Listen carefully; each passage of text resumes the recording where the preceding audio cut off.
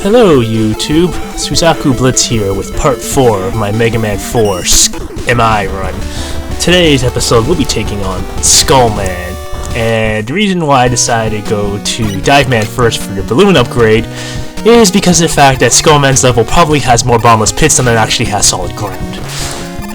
Yeah. Also, you're not going in this alone. Hey, it's beating the cage. So you break him out, knock this platform over, and then you kind of jump up there and get a happy beat.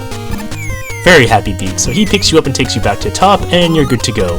So what Beat does, as shown in the top right corner right here, is he basically allows you to actually fall into a bottomless pit, and he'll pick you up for a life cost, elevate you for a certain distance, and drop you. So be sure to direct yourself onto some sort of solid footing before that happens, or else you'll be taking quite a bit of damage just bouncing up and down with Beat picking you up all the time. The pink power-up is the balloon power-up, and it's basically Rush Gen on crack. You basically pop it uses a whole bunch of energy, and you fly very quickly to your destination as it uses energy very slowly. The balloon does appear right underneath you as you pop it, so make sure to give yourself a little bit of distance off the ground before you actually use it so that it doesn't disappear to the ground and waste some weapon energy for you.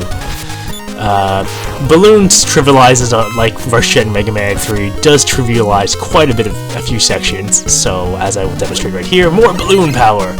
And it does go very quickly.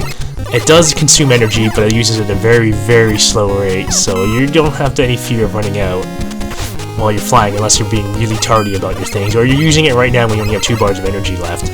But you can use it to get to your destination very easily. Just be careful when you're using the balloon while crossing this particular area, because the platforms moving up and down can knock you off the balloon and cause you basically disorient you and screw you up. As you may have noticed in this level, there's a recurring theme of using as many of the biggest, all the different types of platforms ever demonstrated in the Mega Man games. Hey, it's Eddie, and it's Recycle and Hail him. And it's an auto-scrolling section. Don't be an idiot like me in the first section and do some stupid things like failing this jump. Yeah, but just keep up with the screen and get up there, and you will do just fine. Just note that when you Recycle and Hail Eddie, it apparently kills some of your scoring parameter near the end. So if you want to capitalize on it or maximize that, you definitely don't want to suck in Eddie. What sucking him in gives you a power-up, and the power-up is apparently a super energy balancer, and apparently balances your energy to a finer degree. Unfortunately, I have no idea how the energy balancer actually works, aside from the fact that when you pick up a weapon energy, it balances the weapon energy between... It gives you the weapon energy to, maybe it's to a specific weapon, and what this does is it splits into all the lowest weapons that you have. So maybe that's the case, but to be perfectly honest, I don't know exactly what the energy balancer does. I'm also being an idiot and nearly died, but thankfully the game is happy with my stupidity and gives me some more health so that it can torment me further. So, a T-Rex appears. A wild T-Rex appears. This is the water cutter. It's basically metal blades on crack. You get 3 beams for every 1 weapon energy. It can fire 8 directionally, but you may have noticed that the origin of the laser is actually from the tip of the Mega Buster, making it a bit wonkier to aim versus metal blades, because metal blades comes from the center of Mega Man. On top of that, water cutter is also a thinner laser beam versus the wide shot of a metal blade. So it is also harder to hit the target, but you can probably make up for that for some pretty good aiming. Overall, very nice upgrade, and very good for anyone to pick up first if you're going that route.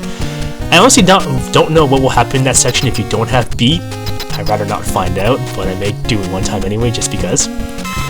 But getting to there without Beat for me will probably be very difficult. Right now I'm just digging for E-tanks before the imminent Skullman fight, and as you notice we're in an actual vertical shaft, so we're going to fall down on him. His weakness is Recycle Inhaler, so just like Mega Man 4, he is weak to Dustman's weapon. And on top of that, it does pierce the shield he has, but holy crap does he want to run you over. Because apparently the skull barrier basically makes him a raging maniac, and when he's in overdrive, he's really fast. But if you do kill him to receive Psycho Inhaler, he does drop the Skull Amulet for you, which I will go into detail in the next episode, or just read the description below. So for killing Skullman, you get Helio, which is basically, it's a shield, it's a really good shield, and it makes you ridiculously fast, as you will see next episode. On top of that, unfortunately, you don't get to keep beat. Oh well, hope you guys enjoyed yourself, and see you next part. Take care.